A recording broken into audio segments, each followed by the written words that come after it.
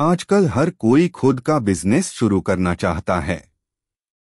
उसके सामने कई ऑप्शन होते हैं और फ्रेंचाइजी बिजनेस उनमें से ही एक है। कम से कम समय में और निवेश में आप एक बड़े ब्रांड की फ्रेंचाइजी ले सकते हैं और लाखों रुपए कमा सकते हैं।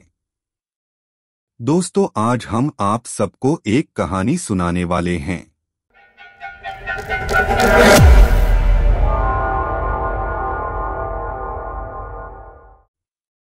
आपकी इन्वेस्टमेंट की क्षमता के अनुसार आपको कौन सी अच्छी कंपनी की फ्रेंचाइजी मिल सकती है, वह आपको ढूंढना है। आप अलग अलग पर्यायों का विचार कर सकते हैं। आपके शहर या इलाके में किस कंपनी के प्रोडक्ट्स की जरूरत और डिमांड है, यह भी आपको देखना है।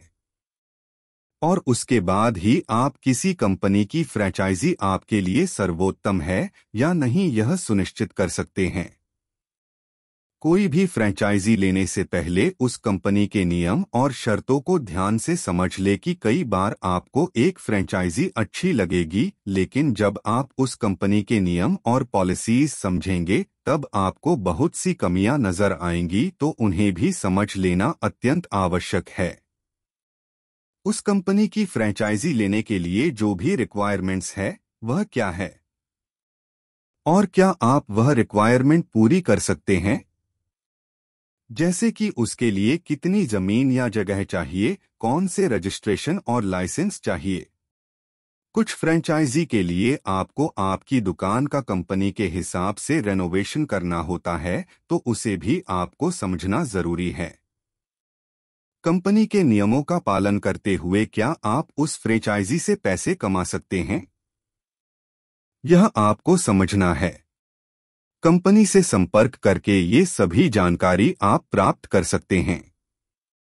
यह कंपनी और फ्रेंचाइजी लेने वाले के बीच में एक लीगल कॉन्ट्रैक्ट होता है, जिसके तहत कंपनी फ्रेंचाइज को कंपनी का नाम और ट्रेडमार्क इस्तेमाल करके प्रोडक्ट्स बेचने की अनुमति देती है। इस कॉन्ट्रैक्ट में बिजनेस से संबंधित सभी चीजें लिखित रूप में होती है और इस अग्रीमेंट पर कंपनी और आपके सिग्नेचर होती है। यह एक लीगल डॉक्यूमेंट है जो कंपनी की तरफ से फ्रेंचाइजी लेने वाले को दी जाती है। इस डॉक्यूमेंट में कंपनी की और उसके फ्रेंचाइज सिस्टम की संपूर्ण जानकारी होती है, जैसे कि फ्रेंचाइजी लेने की शुरुआती फीस कितनी है, फ्रेंचाइजी कैसे चलानी है, आपको कौन सी ट्रेनिंग दी जाएगी, फ्रेंचाइजी की पॉलिसी क्या है और कौन कौन से नियम है। इसमें आपको फ्रेंचाइजी कैसे चलानी है, इसका मार्गदर्शन दिया जाता है। जब आप एक मोबाइल खरीदते हैं तो उसके साथ आपको एक यूजर मैनुअल मिलता है, जिसमें मोबाइल कैसे चलाना है इसकी संपूर्ण जानकारी होती है। उसी तरह जब आप एक फ्रेंचाइजी लेते हैं तो उससे संबंधित सारे काम कैसे करने हैं, इसकी संपूर्ण जानकारी इस ऑपरेशंस मैनुअल में दी जाती है। जैसे कि फ्रेंचाइजी ऑपरेट करने की प्रोसेस क्या है, सप्लायर्स की जानकारी, मार्केटिंग। यह एक हाउ टू गाइड होता है।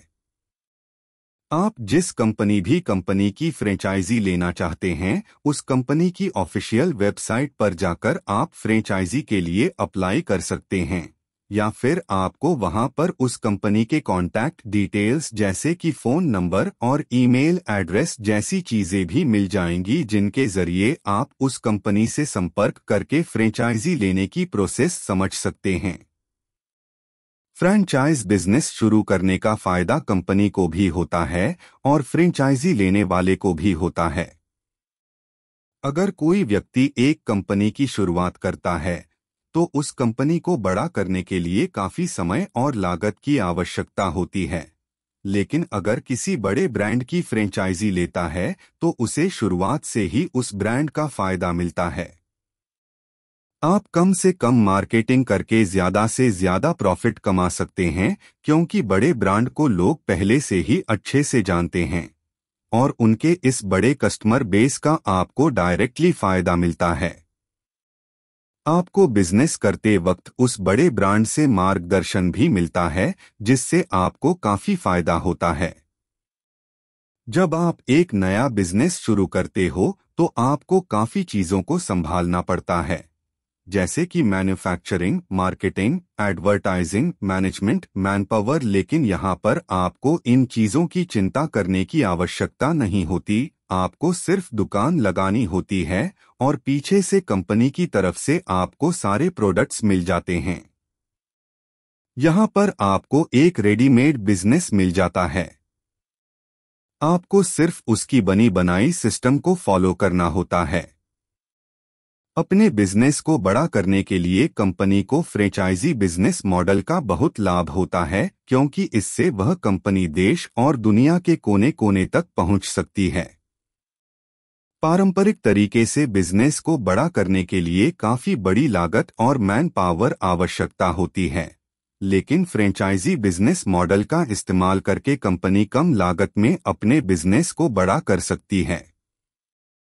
हर व्यक्ति को अपने स्थानीय मार्केट की अच्छे से जानकारी होती है, जैसे कि वहाँ की संस्कृति क्या है, वहाँ पर कौन से प्रोडक्ट की ज्यादा डिमांड है, लोगों की खरीदने की क्षमता कैसी है, और इन चीजों का कंपनी को अपना बिजनेस बढ़ाने के लिए फायदा होता है।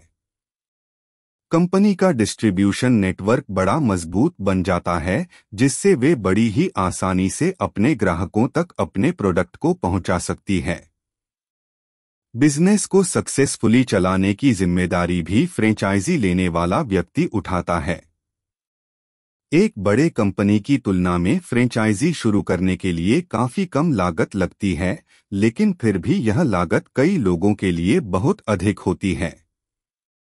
फ्रेंचाइजी देने वाली कंपनियों के बहुत सारे नियम होते हैं और कई बार उन नियमों के वजह से आप अपने बिजनेस से अच्छा प्रॉफिट नहीं कमा पाते।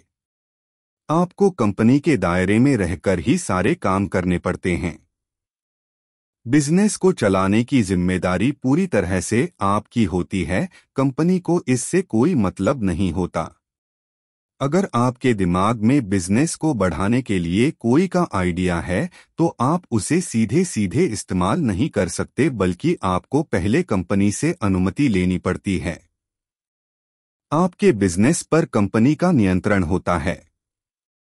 कई बार सप्लायर से वक्त पर प्रोडक्ट नहीं मिल पाते, इस वजह से आपका नुकसान होता है। किसी भी कंपनी की फ्रेंचाइजी लेने से पहले आपको उस ब्रांड की आपके शहर में या मार्केट में डिमांड है या नहीं, यह समझना काफी जरूरी है। क्या उस कंपनी की फ्रेंचाइजी लेकर दूसरे लोग अच्छा पैसा कमा रहे हैं या नहीं, यह भी आपको देखना है। फ्रेंचाइजी लेने से पहले कंपनी के नियमों को और शर्तों को अच्छे से समझ ले और फ्रेंचाइज अग्रीमेंट को भी ध्यान से पढ़े। कंपनी की फीस का स्ट्रक्चर क्या है, यह भी अच्छे से समझ ले और आप कितना प्रॉफिट कमा पाएंगे, इसका भी सटीक अनुमान निकाले। फ्रेंचाइजी देने वाला व्यक्ति सच में कंपनी की तरफ से ही आया है या नहीं, यह वेरीफाई कर ले। कई कंपनियां अपने प्रोडक्ट के सेल के बाद होने वाले लाभ में से कुछ प्रतिशत मांगती है और यहां पर आपको मुनाफा कम होता है। मुझे उम्मीद है कि आपको फ्रेंचाइज बिजनेस के बारे में पता चल गया होगा। अगर आपको इसके अलावा और भी सवाल है तो आप हमें कमेंट में बता सकते हैं। मैं आपका सवाल की पूरी रिप्लाई देने की कोशिश करूंगा। दोस्तों, अगर हमारी वीडियो आपको पसंद आई तो इस वीडियो को सोशल मीडिया प्लेटफॉर्म पर शेयर करना ना भूलें। Thanks for watching this video.